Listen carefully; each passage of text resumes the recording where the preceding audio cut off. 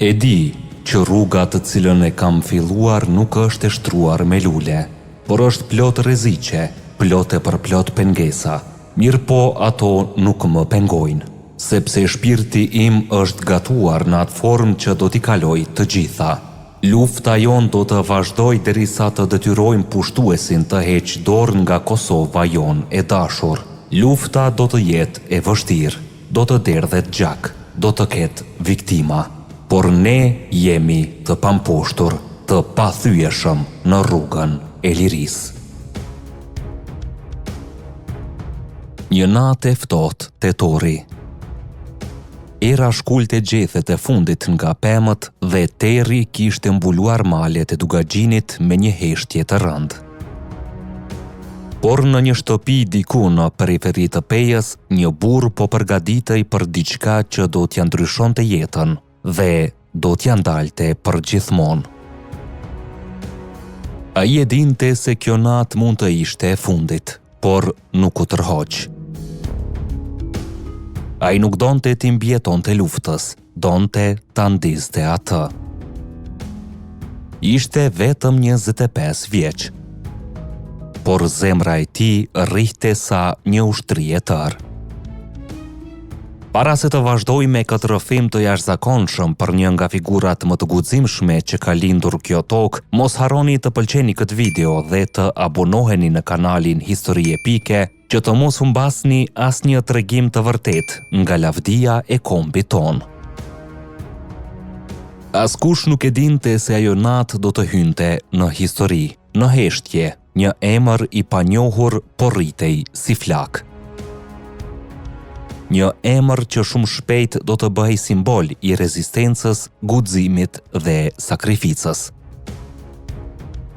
Ai nuk ishte politikan, nuk ishte grad, as tituj, por kishte diçka që pak njerëz e kanë, vullnetin për të vdekur për lirinë. Ai kishte kaluar vite të tëra duke u përgatitur për këtë moment. Kishte parë padrejtësi, kishte parë frikë, kishte parë shqiptar të shtypur në tokën e vet. Ai nuk mund të rinte duar kryq. E dinte që po vinte një kohë kur fjalët nuk mjaftonin më dhe pushka do të fliste. Ishte i ri, plot jetë, por pa asnjë iluzion. E dinte që Serbia nuk do të dorëzohej lehtë. Dhe po ashtu e dinte që liria nuk dhurohet, fitohet. Emri i tij ishte Adrian Krasniqi. Dhe ai nuk do të kërkonte leje për të luftuar, duke u bërë një nga emrat më të mëdhenj të luftës për çlirimin e Kosovës. Një djalë që nuk priti që liria të vinte vet, ai shkoi dhe ja rrëmbeu nga dora armikut. Në Vranocin e Pejës, një fshat me histori të lavdishme e rezistence, me 12 tetor 1972, lindi një djalë që do të bëj simbol i një populli që nuk u nënshtrua kurrë, Adrian Krasniqi. Prindërit e tij, Rexhepi dhe Mejremja, i dhuruan Kosovës një birë që do t'i jepte historisë lavdi dhe armikut frikë. Qysh fëmijë Adriani u rrit në frymën e trimërisë. Në shkollën fillore në Baran shkëlqente si nxënës. Babai i tij, një mësues i devotshëm, qysh në fëmijërinë e hershme, i ndezi dritën e vedijes kombëtare. Kur Kosova digjej nga padrejtësia dhe populli protestonte kundër suprimimit të autonomisë në marsin e vitit 1989, Adriani ishte atje, në balë të demonstratave, me grushtin ngritur dhe zemrën plot revolt.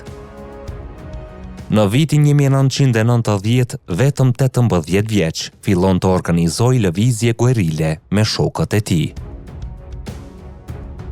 Përmes rrjeteve të fshehta, arrin të sjellë 25 kg tritol në Kosovë, një akt që vetëm pak guxonin ta imagjinonin, LRM ta kryenin. Ai nuk besonte në lëvizje paqësore. Ai e dinte se armiku kuptonte vetëm gjuhën e rezistencës së armatosur.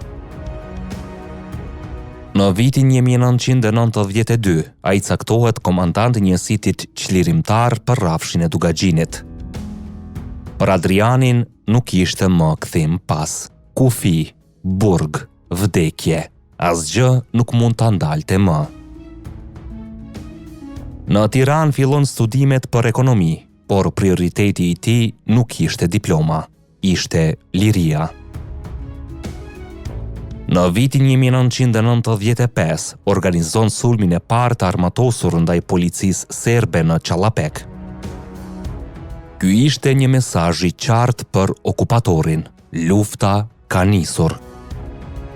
Pas aksionit, forcat serbe e shpallin në kërkim, bastisin shtëpinë e tij, arrestojnë Xhaxhain Xhaferin dhe e torturojnë, por Adriani shpëton. Jo nga frika, por sepse kishte ende shumë për të bërë.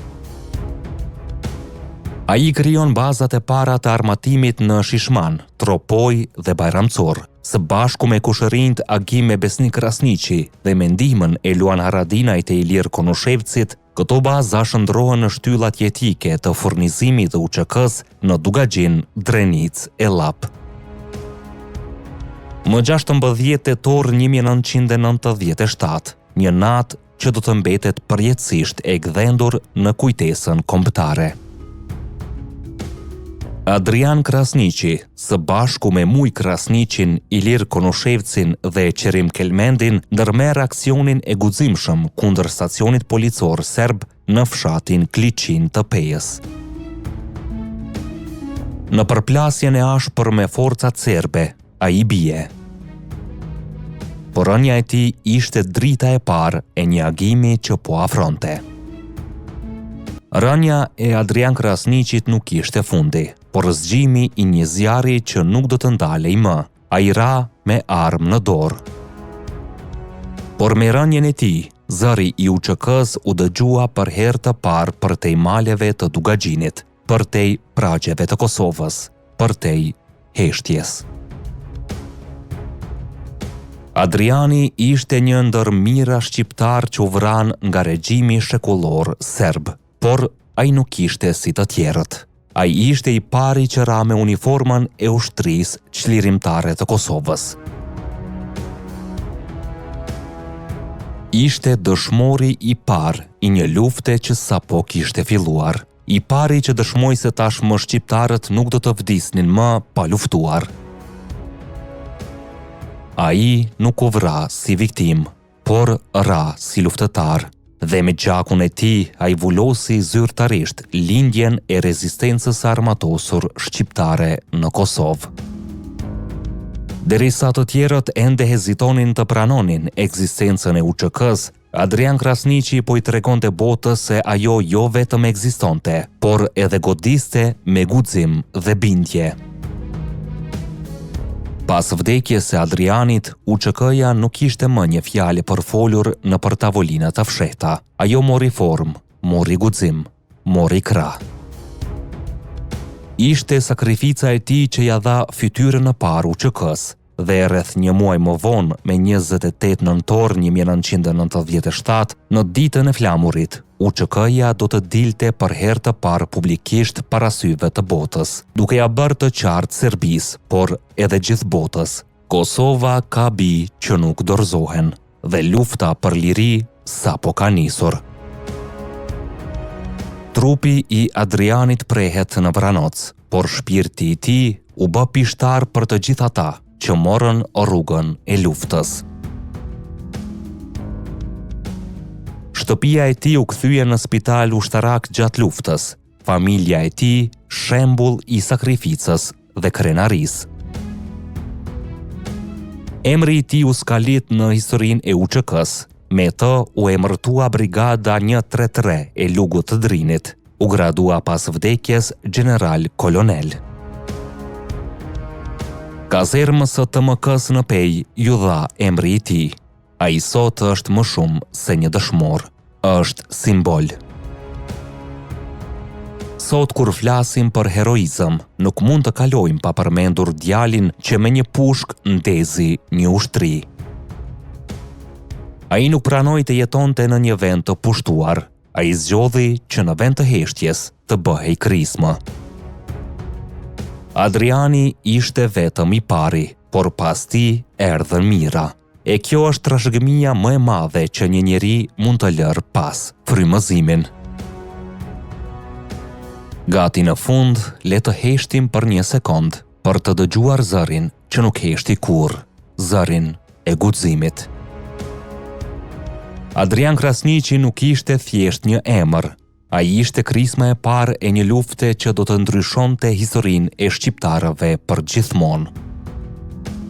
Nëse ke dëgjuar për herë të parë sot për Adrianin, apo nëse ke njohur që më parë, ndaj mendimin tënd me ne, shkruaje në koment çfarë ndjesie të la historia e tij. A e meriton Kosova të ketë më shumë njerëz si Adriani? Na ndihmo të shpërndajmë këtë histori për të ruajtur kujtesën gjallë dhe për t'i nderuar ata që sakrifikuan gjithçka.